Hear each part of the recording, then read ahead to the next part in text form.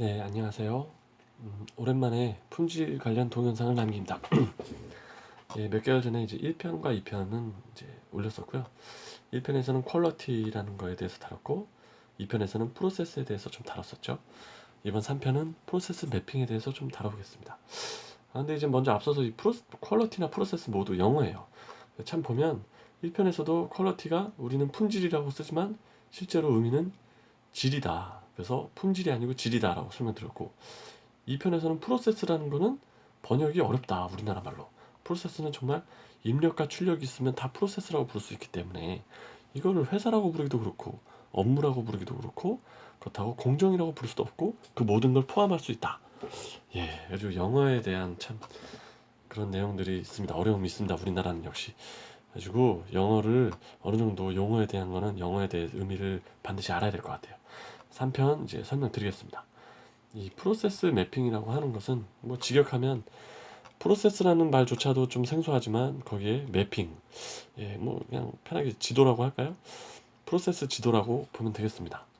이게 하나의 프로세스 지도의 하나의 예시입니다. 이거는 이제 예시니까 참조를 하시면 될 것 같고, 각자 기업에 맞게 어떤 기업이든지 프로세스 매핑을 해야 되겠죠. 이 용어나 이런 것들은 그럼 어디서 왔느냐? 이제 ISO 9001이라고 그 품질 경영 인증이죠. ISO 9001. 굉장히 기본적이지만서도 실제로 거기는 뭐 ISO 9001 다루는 각 기업은 담당자들이 있긴 있어요.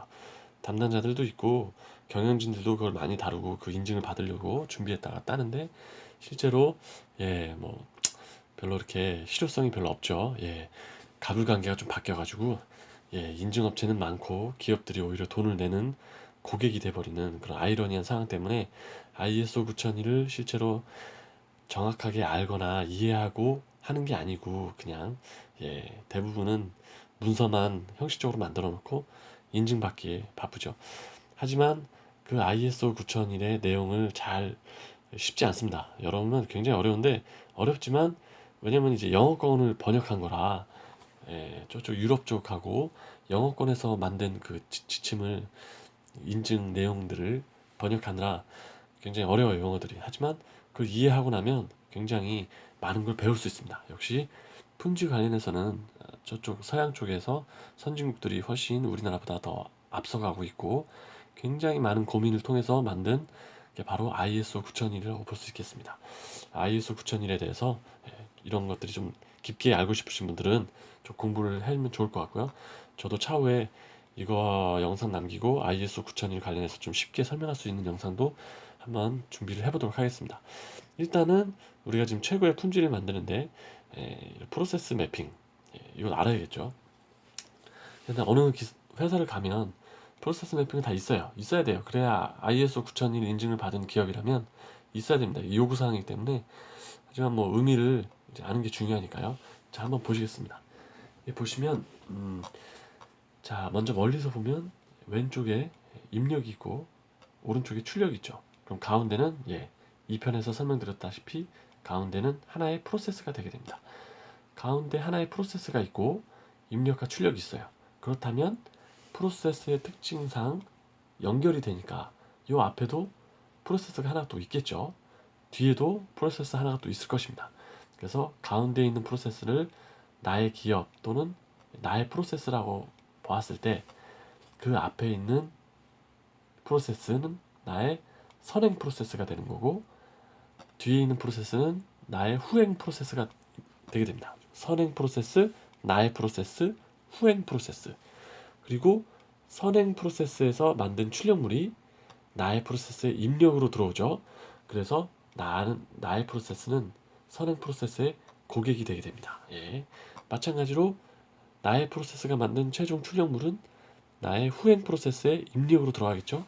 그래서 그 입력으로 들어가는 것이 나의 후행 프로세스가 나의 고객이 되고 고객한테 나는 나의 최종 출력물을 만들어서 보낸다.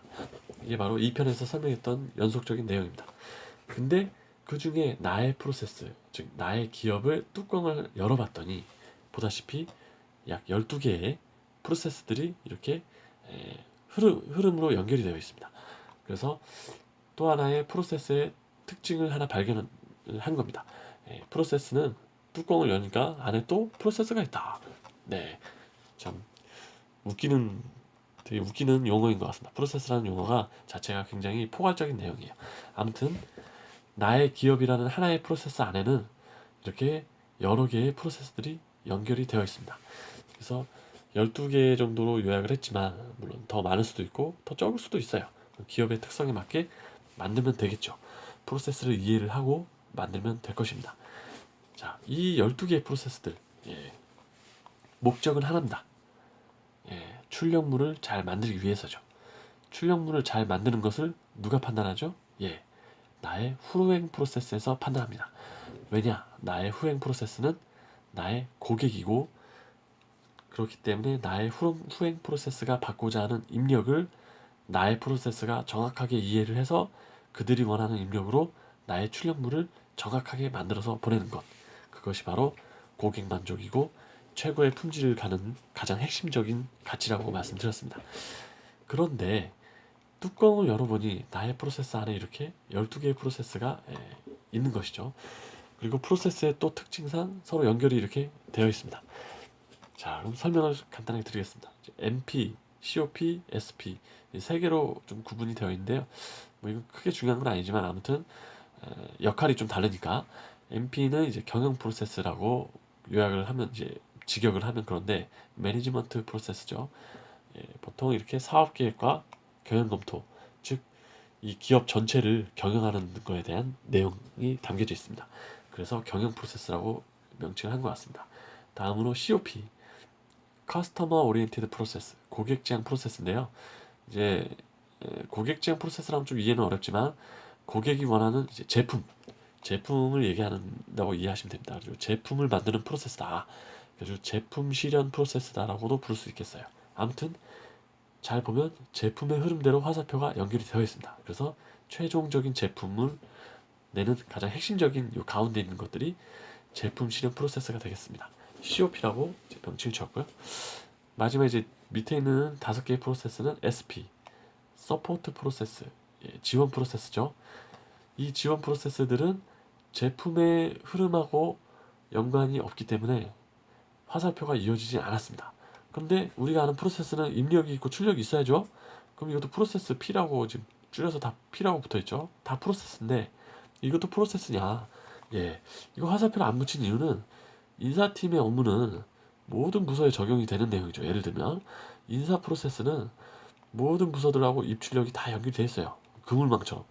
여기다 그리면 굉장히 지저분하겠죠. 그래서 제품 흐름하고는 상관없이 업무의 흐름이 다 입출력이 연결이 되어 있기 때문에 얘도 인사 프로세스고 설비 프로세스고 고객 불만 관리 프로세스, 내부 심사 프로세스, 고객 만족 관리 프로세스 이렇게 다 필요한 활동이죠. 활동이고 그건 하나의 프로세스다. 다 입출력이 서로 이게 다 연결이 되어 있습니다. 이제 복잡한 거는 이제 지원 프로세스로 따로 빼서 우선 제품의 흐름만 먼저 강조해서 화살표를 넣은 거예요. 이 경영 프로세스도 당연히 다 연결이 돼 있어요. 입출력이 각 부서들하고 각 프로세스들하고. 제가 아무튼 이렇게 요약을 해서 한눈에 알아볼 수 있게 너무 지저분하게 다 만들 필요는 없죠. 그래서 중요한 제품의 흐름만 표시를 해서 다 이렇게 경영하고 지원하는 프로세스들이다 하고 이렇게 깔끔하게 정리를 한 거예요.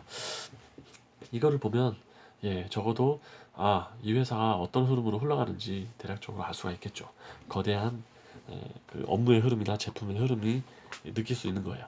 그래서 이런 식으로 프로세스 매핑을 하시면 2편에서 설명했던 프로세스의 정말 중요한 특징, 아까도 서두에 말씀드렸듯이 나의 프로세스는 후행 프로세스가 나의 프로세스의 고객이다. 그렇기 때문에 나의 프로세스의 출력물은 후행 프로세스가 원하는 입력물로 만족시키기 위해 그들이 원하는 입력물을 잘 만드는 것, 그것이 바로 나의 프로세스의 가장 중요한 역할이라고 설명을 드렸죠. 이것도 마찬가지입니다. 영업 프로세스는 개발 프로세스가 나의 프로세스의 고객이다.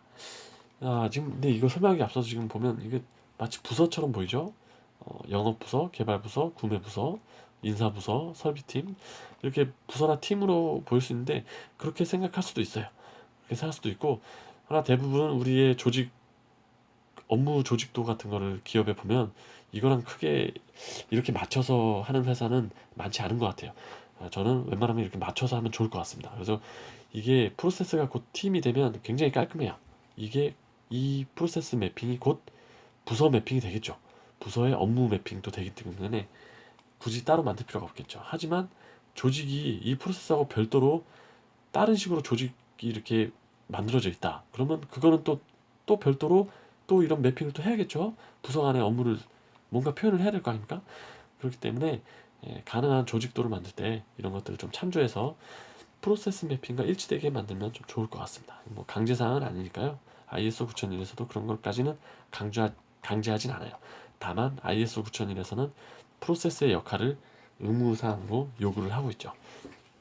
일단은 그거는 그렇게 일단 일단락하고, 그래서 각 프로세스들은 자기의 후행 프로세스가 원하는 입력문을 만들기 위해 노력을 해야 되는 거고, 그것을 이렇게 했을 때 후행 프로세스가 나의 출력물을 만족했을 때 그게 나의 내부 고객을 만족시켰다는 의미가 되고, 각각의 프로세스들이 자기의 후행 프로세스들을 다 만족을 시켜야만이 최종적으로 나오는 출력물, 제품일 수도 있고 서비스업이라면 서비스가 될 수도 있겠죠. 그 최종적인 출력물이 나의 후행 프로세스를 만족시킬 수 있는 열쇠다라고 이제 설명을 드립니다. 그래서 각 프로세스들은 나의 후행 프로세스가 누군지, 어느 부서인지, 어떤 사람이 담당하고 있는지 명확하게 알고 그들이 원하는 입력을 만들기 위해서 가서 물어보고 문서로 받고 이메일로 받고 보고서로 받든 해서 그거를 만들기 위해서 최선을 다해서 만들어줘야만이 내부 고객 만족을 이룰 수 있고, 그게 외부 고객 만족도 이룰 수 있는 핵심적인 요소다라는 것을 이렇게 프로세스 매핑으로도 표현을 할 수 있겠습니다. 그래서 뭐 예시를 들까요? 뭐 영업부서가 고객한테 오다를 받아오겠죠. 여기 입력이 이제 고객의 오다예요. 오다가 될 수도 있고, 물론 이제 제품으로 보면 원자재를 구입한 거가 되고 원자재를 구입해서 뭐 이렇게 개발팀이 만들고 뭐 하겠죠. 그러나 또는 고객이 오다할 수도 있는 겁니다. 고객의 오다가 들어오면 영업부서는 그걸 받아서 개발부서한테 넘기죠. 고객이 어떤 뭐 예를 들어서 뭐 K라는 모델을 우리가 만들지 않았었는데 K라는 모델의 수주가 들어왔다. 그래서 개발팀한테 가서 얘기합니다. 야, 우리 K라는 모델을 만들어야 돼. 개발팀은 그걸 받아가지고 이제 K라는 모델을 만들 수도 있겠죠. 만들어서 만들기 전에 K라는 모델을 새로 만드는 거기 때문에 개발부서에서는 연구를 해서 거기에 들어가는 원부자재를 새로 구매팀한테 요청하게 됩니다. 구매팀은 요청한 원부자재들을 사서 주면 그 원부자재들로 라인에서 돌려서 그걸 K라는 모델을 만들겠죠. 만들어서 검사 프로세스, 검사를 해야겠죠. 양품인지 불량인지, 정상 작동하는지, 외관 불량은 이상 없는지 그럼 확인해서 정상이면 납품 프로세스, 이것도 보통은 뭐 영업부서가 담당하기도 하는데, 아무튼 창고로 들어가서 완제품 창고로 들어가서 고객이 원하는 시점에 가서 갖다 줍니다. 바로 이제 K라는 모델이 완성돼서 출력으로 고객한테 나가겠죠. 그러면 이제 K라는 모델이 입력으로 오더가 들어와서 출력으로 나가는 이제 사례를 말씀을 드린 겁니다.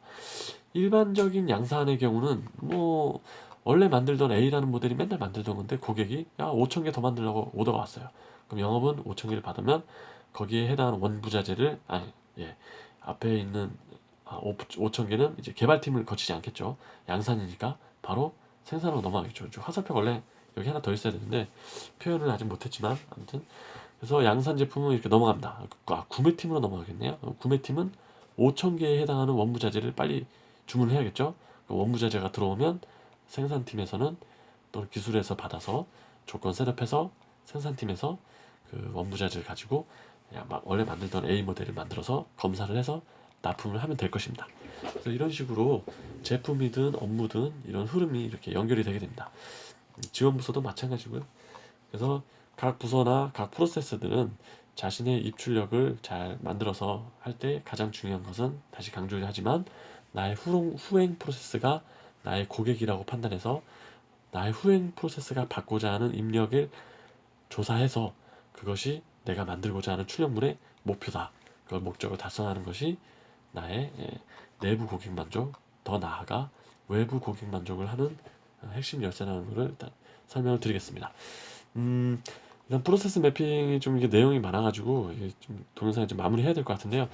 다음에도 여기 관련돼서 이제 또 다른 뭐 KPI 내용이나 이런 것들도 연관돼서 또 영상을 남기도록 하겠습니다. 일단 오늘 이렇게 프로세스 매핑 간략히 좀 소개를 드렸습니다. 예, 수고하셨습니다.